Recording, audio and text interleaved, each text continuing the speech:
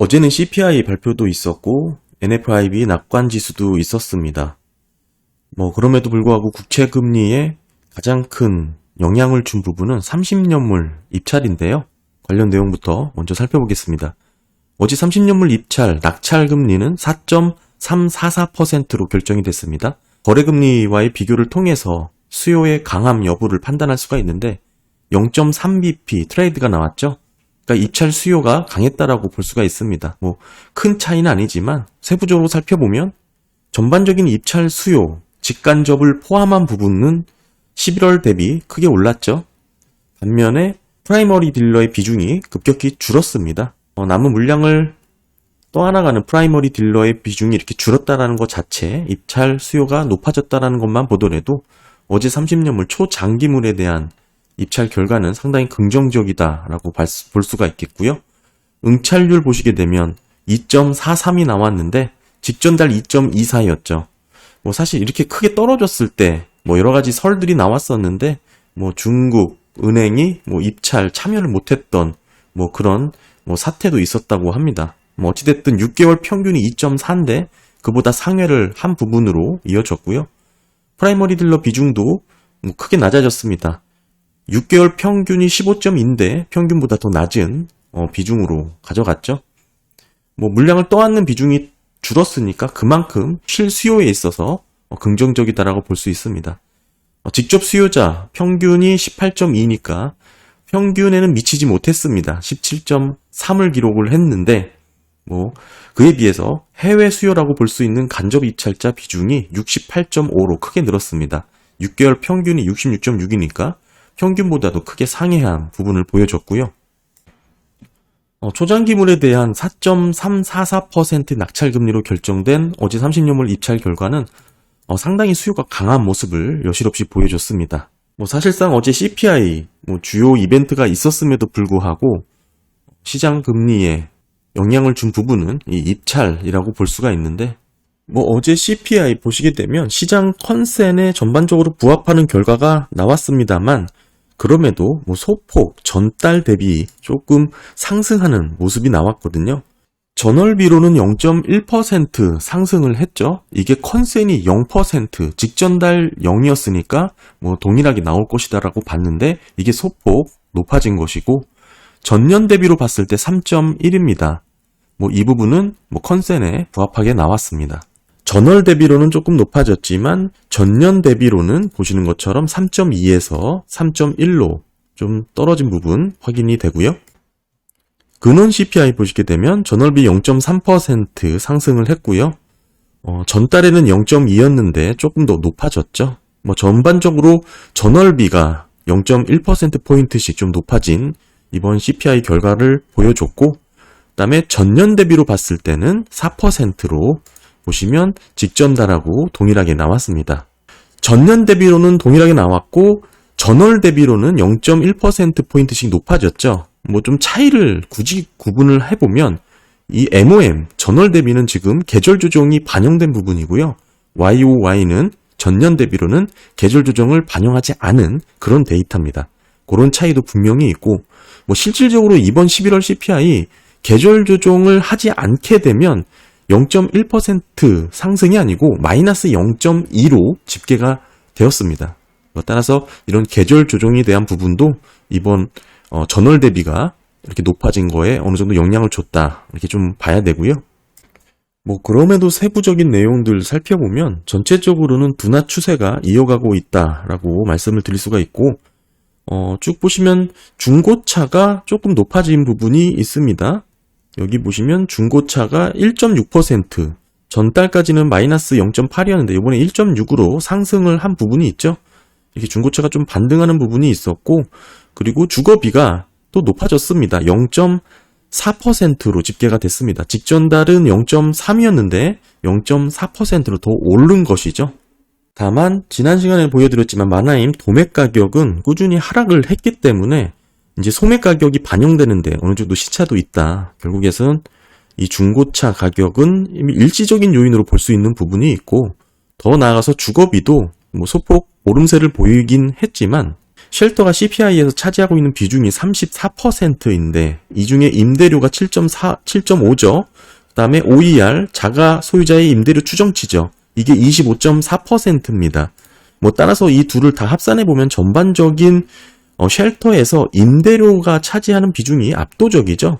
뭐 사실상 전부를 대변한다. 뭐 일부 좀 빼면 사실상 임대료가 쉘터의 대부분을 차지하고 있다라고 말씀을 드리는데, 줄거비를 말씀드릴 때 항상 진로, 렌트, 임대료를 보여드리죠. 이게 뭐 임대료가 꼭 먼저 선행해서 반영을 했기 때문에 주거비는 반드시 뭐 뒤따라가서 뭐 물가가 잡힐 것이다. 뭐 이렇게 보여드리는 건데, 세부적으로 조금 디테일하게 말씀드리는 게 이해가 더 쉽습니다. 그러니까 임대료를 측정하는 방식이 CPI로 계산하는 이 내용은 신규 임대건이 20% 정도 반영이 되는 거예요. 반면에 이 진로로 측정되는 임대료는 100% 신규 임대 계약건만 반영을 합니다.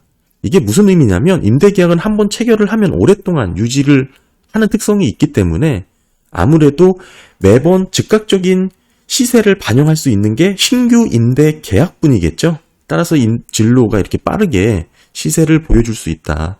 결국에는 OER 통계라든지 뭐 쉘터 임대료 같은 경우에는 20% 정도만 임대 계약권을 반영하다 보니까 기존 임대 계약권이 여전히 많은 비중을 차지하고 있습니다. 따라서 이게 왜 지금 잘 안 떨어지냐 뭐 이렇게 고민하실 수가 있지만, 여전히 방향 자체는 이미 임대료나 쉘터는 정해진 흐름대로 이어나갈 것이다라고 보시는 게 좋을 것 같고요. 그러다 보니까 진로 임대료는 빨리 오르고 또 빨리 떨어지는 모습을 보여주고 있습니다.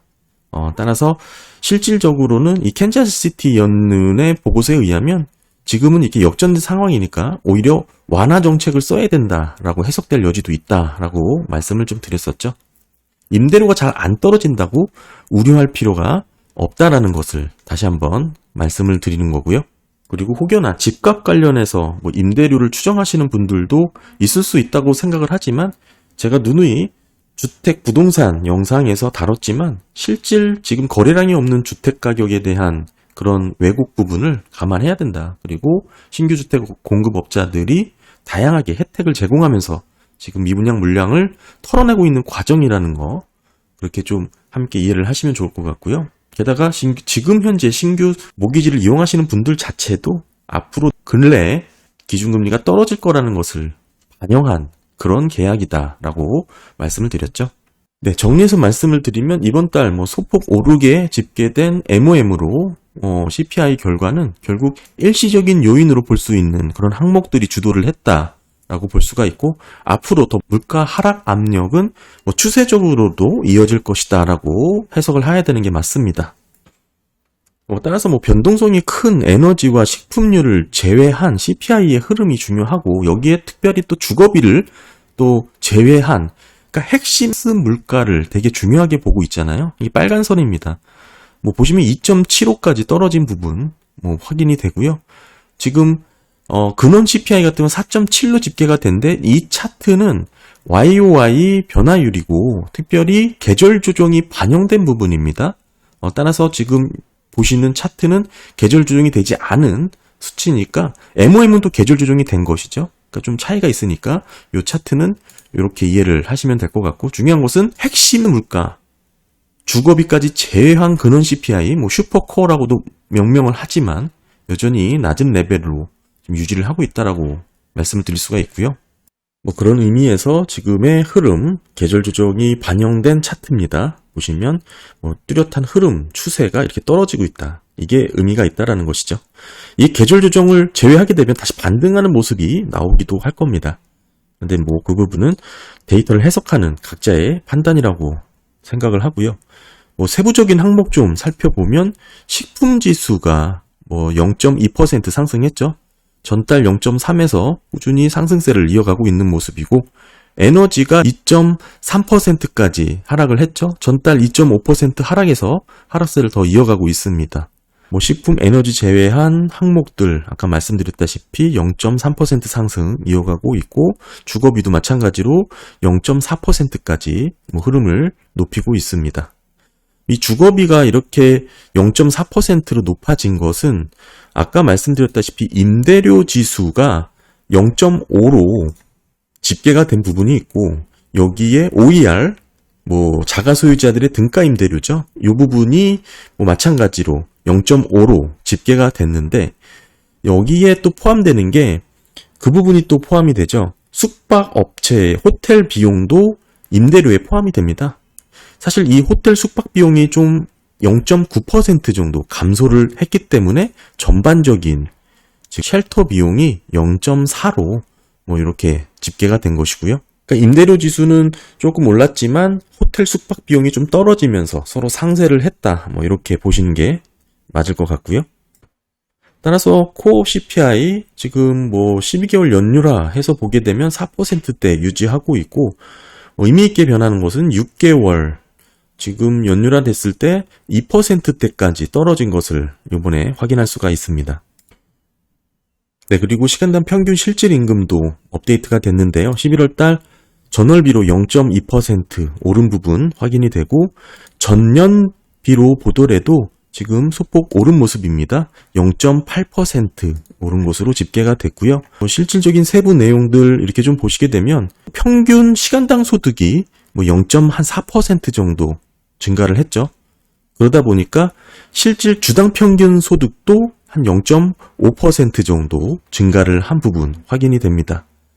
여기에 평균 근무 시간 자체가 0.3% 정도 또 증가를 하면서 전반적인 시간당 소득이 좀 높아지는, 증가하는 모습으로 집계가 됐고요. 아무래도 지금은 인플레이션이 빠르게 떨어지면서 실질 임금 자체가 높아지는, 실질 가처분 소득까지 함께 높아지겠죠. 궁극적으로는 그런 초입 단계로 볼 수가 있는 데이터라고 생각을 합니다.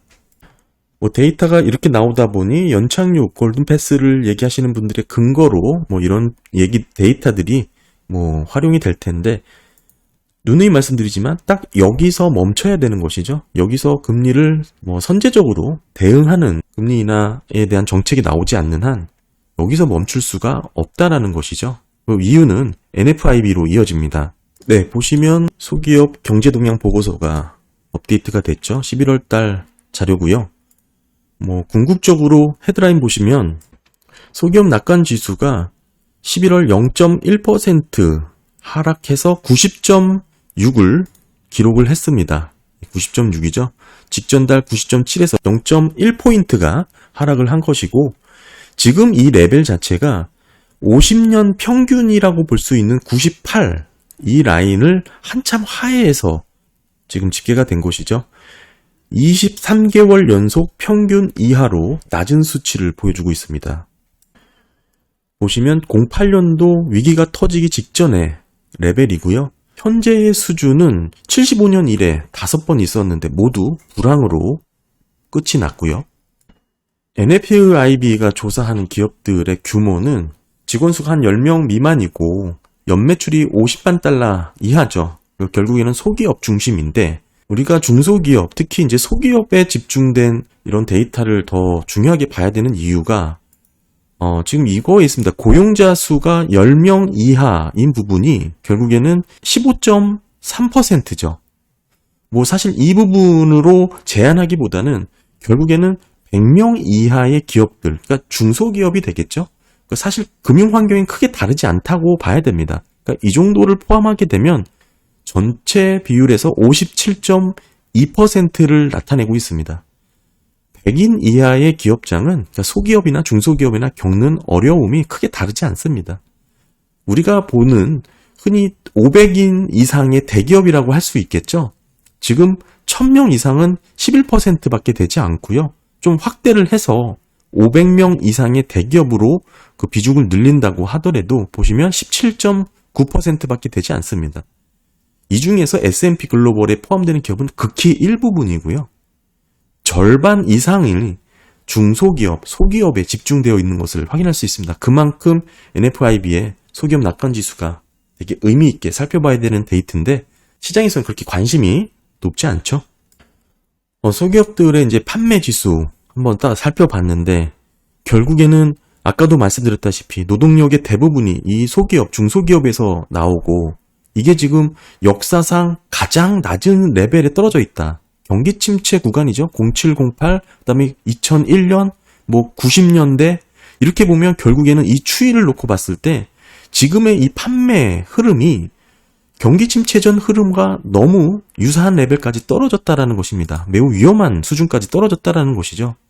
실제 데이터로 보시면 마이너스 17 기록을 했는데 이게 직전달하고 똑같이 집계가 됐습니다. 그러니까 마이너스 17% 이 부분은 3개월 동안 더 많은 판매를 보고한 비율이 이렇게 낮다라는 뜻이니까 한마디로 지금 경기 상황이 상당히 안 좋다는 것을 보여주는 데이터죠.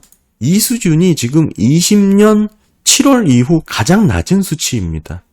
그만큼 지금 매출이라든지 명목 판매에 대한 소기업들의 부담이 오랫동안 이어지고 있다라고 봐야 되고 이 레벨은 경기 침체 전 레벨에 다다른 모습 말씀을 좀 드립니다. 네, 그리고 이번에 CPI가 나와서 이 부분도 한번 살펴보면 의미가 있는데 지금 보상 계획이죠. 그러니까 한마디로 임금의 선행 데이터라고 볼 수 있습니다. 지금 30이라고 집계가 됐는데 향후 3개월 동안 지금 인상 계획을 밝힌 비율이 높아졌습니다. 6포인트가 높아진 것이죠. 10월 24에서 30으로 높아졌습니다. 이게 21년 12월 이후에 최고치까지 오른 모습이죠. 이 빨간 선이 아까 NFIB의 그 보상 계획입니다. 높아졌었죠. 아까 30까지 높아진 부분 치솟았는데 이게 임금 상승률하고 직접적인 상관성을 좀 보이고 있습니다. 관련해서 지금 쭉 떨어지다가 이 부분 올랐죠. 그러니까 결국에는 임금 상승이 또 오를 수 있는 그런 여지를 좀 보여주는 데이터다라고 보여지고 고용 관련해서도 좀 보게 되면 결국에는 일자리를 추가하는 기업보다 줄이는 기업들이 더 많은 것으로 지금 나오고 있죠. 이 부분은 결국에는 이 졸트 우리가 보고서에서 확인했던 일자리가 줄어들고 있는 부분하고도 이어지는 내용입니다. 스몰 비즈니스, 졸트 보고서, 잡 오프닝하고 모두 함께 떨어지고 있는 부분 확인이 되죠. 네, 아까도 보여드렸지만 이 매출 보시게 되면 연초 마이너스 4로부터 시작을 했는데 현재 마이너스 17까지 더 폭이 깊어졌습니다. 꾸준히 감소했다라는 뜻이죠.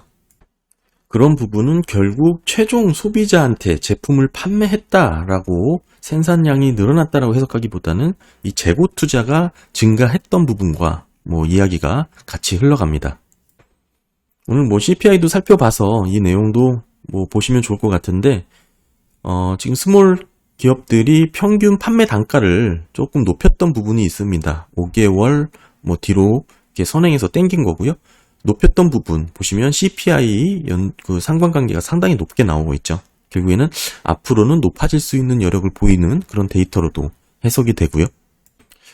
보시면 가격 자체가 조금 높아진 모습 확인이 되시죠? 그래프로 보시게 되면 이게 옅은 색인데 좀 치솟은 부분 확인이 되고요.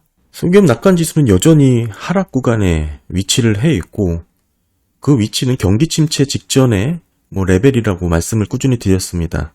결국에는 중소기업들, 소기업들의 비중이 높은 기업 경영 환경이 상당히 여의치 않고 오히려 더 악화되고 있다는 것을 보여주고 있는 데이터인데요.